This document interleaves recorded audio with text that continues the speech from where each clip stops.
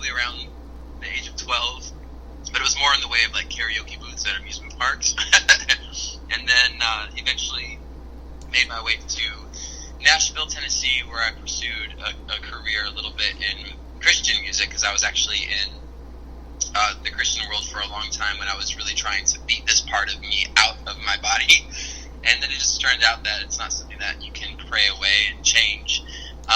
And then I moved to New York and began singing here, and I've been writing songs pretty much my whole life, so the writing part has always been in there somewhere. And then moving to New York, there's just so many opportunities here to make a living as a singer, whether it's private events or studio work, cruise ships even. So there's just a lot of different ways to make a living. And so I think for me, through all of those different avenues, like the church and weddings and everything that I've done, it's really kind of allowed me to explore my voice and get to know myself as an artist.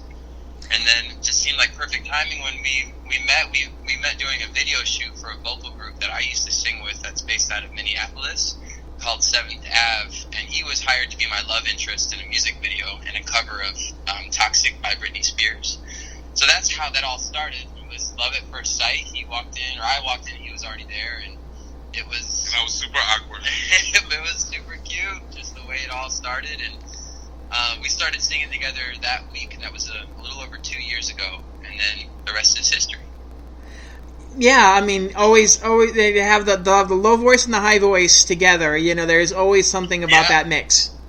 Yeah, absolutely. It's awesome, and one of the reasons that we came up with there are a couple of reasons that we came up with the name, but our voices really are perfect for each other, because where my voice kind of cuts out, Adam's voice is like he can easily take over, and wherever his voice cuts out, which I'm still trying to learn where that is. Basically, Adam takes all of the parts, the hard parts. Not so much, but yeah. What do you guys play any instruments at all? Yeah, I play trumpet a little bit. Jerome plays piano. Yeah, piano, and we're trying to dust them off now and then just to kind of keep up with it. I played trumpet all the way from like 5th grade through college, but then put it aside so that I could focus more on singing. But it's still nice to be able to do it now and then. Can you believe that he wasn't singing? He was playing the trumpet before he was singing. I can't believe that. Well, some people don't realize they can sing until a little bit later in life, because they never never are encouraged to sing or whatever too. So there's always that. Exactly. Yep. Right. I mean, like I said, it's great to be able to have that opportunity to be able to be I don't want to say role models, but just to be an example of somebody who really kind of lets their talent shine, no matter what kind of happens. It happens to them as well. I mean, talent comes from everywhere, pretty much. So it's great to be able to see, I could do it like yourself. Really kind of not only encourage the fact that encourage the great gay community, as much as also talented singers and stuff, and to kind of give them the courage to be able to perform as well. I mean, how's that for you to be able to see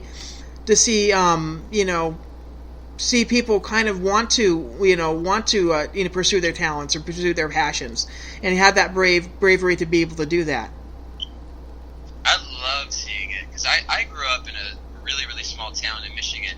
The population was about 1,000 people, and we weren't that far from Detroit, like an hour and a half from Detroit, and 40 minutes from Flint, Michigan. So there were things close by, but really where I grew up, it was this really small mentality, and everybody's really nice, but just as far as the idea of pursuing opportunities that are bigger than the area I grew up in, it's hard, because you don't really know where to go to get the training you need or have the outlets that you need. So I think what I love the most about the time we're living in now with the internet and social media and everything is that there's so much access to greatness, and kids everywhere, no matter where they're growing up, can have direct access to learning tools and inspiration. They can follow people that they really admire on social media and start to learn from those people. And I just think that now pursuing your passion is such a common thing that kids are growing up with, and I think that's amazing, because the generations before us,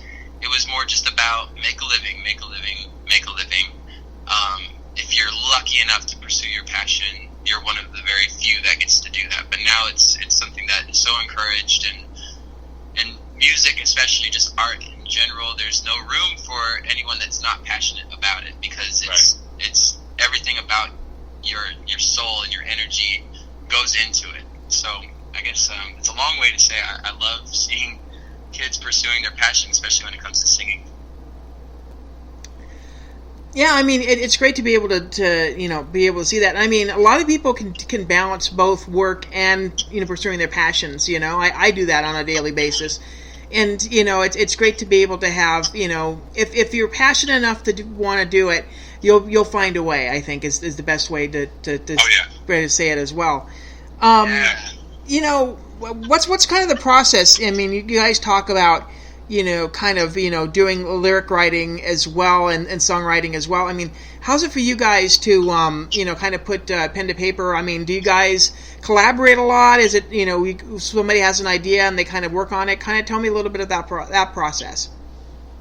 We've actually experimented with a couple of different ways to write songs, because we have so many friends between the two of us that are awesome songwriters, but we also are songwriters ourselves. So we're, the hardest part was just trying to figure out what we wanted our sound to be, and what do we want to say and put out into the world as a duo. Because what I have to say, as opposed to what Adam has to say, we could have two different things to talk about. So we've collaborated with a duo who also were the co-writers for Let Me Come Home, along with Adam. Their name is Break Out the Crazy. We've been collaborating with them. There's another singer-songwriter in LA. Her name's Sylvia, which is a dear friend of mine. So we've been open to all ideas. So going into 2020, we'll be open to collaborating, and we're gonna really hunker down and write together over the winter months and just kind of get our flow going.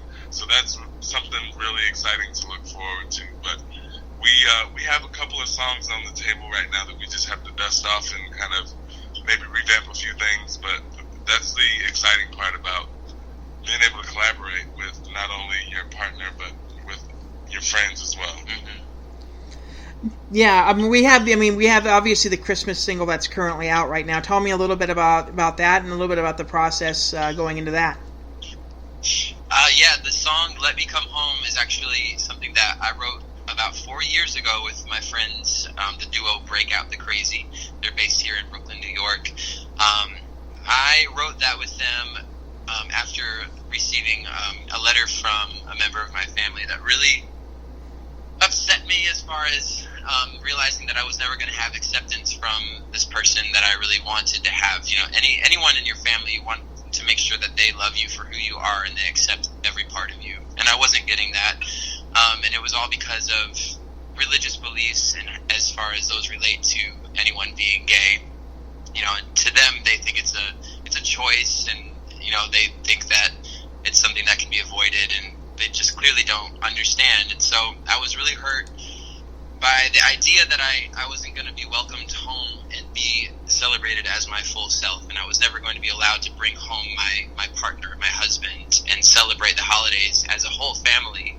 And that's kind of the only thing that I desired, because growing up, Christmas time was such a special time, as it is for most families. And I think at that time I realized that a lot of people were going through something similar to me, and perhaps even worse. I've heard stories of people that are actually disowned by their families, or then hateful speech starts being thrown around, and it can get really, really ugly, and it really has an impact on the people in the LGBTQ community, because acceptance has a lot to do with just the way you feel about yourself. If you feel accepted by your family, it raises your self-esteem. It allows you to feel like who you are is validated, and that you are worth love. So we wrote the song about that, and it's pretty heavy, but I think that it's a topic that needs to be talked about a lot more, especially when it comes to the holiday music world, because a lot of the music that we have, with the exception of a few songs that are very, very deep and a little sad, a lot of it is just feel-good music, which I love that as well, and it has has such a beautiful place in the season, but having a chance to talk about something that's real, that's not addressed that often, was really important. So that was 4 years ago, and then after Jerome and I did The Voice, we decided to add his voice to the song, and it took it to a whole new level, which was so beautiful. I mean, his voice alone adds such a richness and tone that I feel like the song was missing before. But then it also was beautiful to have somebody singing a verse that is so incredibly personal to me, and take that verse and make it mean whatever it meant to him. And I think there's something really beautiful about detaching a little bit from the song, because it was so pointed, and every word of that song means something to me directly related to my life experience. So to be able to step back from it a little bit and hear it through somebody else's voice was really powerful, and I think that it was a really good move for us as far as making the song a lot more relatable to anybody that listens to it. Yeah, Jerome, I mean, when Adam brought you this song, I mean, tell me a little bit about that and your kind of reaction to it. I was terrified, to say the least, because prior to Adam asking me to be a part of the song, I had heard it in its entirety with his voice on it, and I was absolutely floored by the song, the message. I thought it was just perfection from beginning to end. So when he asked if I would be a part of that, I kind of hesitated for a second, because if something is so perfect and you really feel strongly about it, you don't want to. I didn't want to do anything to mess it up, I guess, is basically what I was nervous about. You did it. You didn't mess it up. I didn't want to change anything about it, because the arrangement, the key of the song, everything is so beautiful. So I was so nervous, and my first time actually singing that verse was, I guess, in the studio. But I'm glad that it turned out really well, and I'm glad that Adam was pleased with my part of the song, and I'm happy to be a part of it. I feel so honored. I'm so honored. I like to ask this question about, do you prefer a more intimate stage, or like you did in The Voice, or do you like a bigger crowd or a bigger stage where you can kind of move around a bit? Well, The Voice it might seem like an intimate stage, but with all the cameras swirling around, and there is an audience, like a studio audience there, and also there's the pressure of, you get one time to do this song, and it should be flawless, exactly how you rehearsed it, but you only get one chance, and the only pressure is that there are cameras everywhere, and that millions of people could possibly see this. So that was totally stressful, but I think that we both prefer to be in bigger arenas. We've been doing a lot of Pride performances over the summer, and we just love, like, an outdoor amphitheater with tons of people is our ideal setting. Well, I can understand that as well. What can we? I mean, obviously, new music coming out for you guys next year. Are you guys going to be doing any performances? Into the new year. Tell me a little bit about that. Yes. So we will be heading back to Michigan on Sunday. We have a show at a place called The Loft in Lansing, Michigan.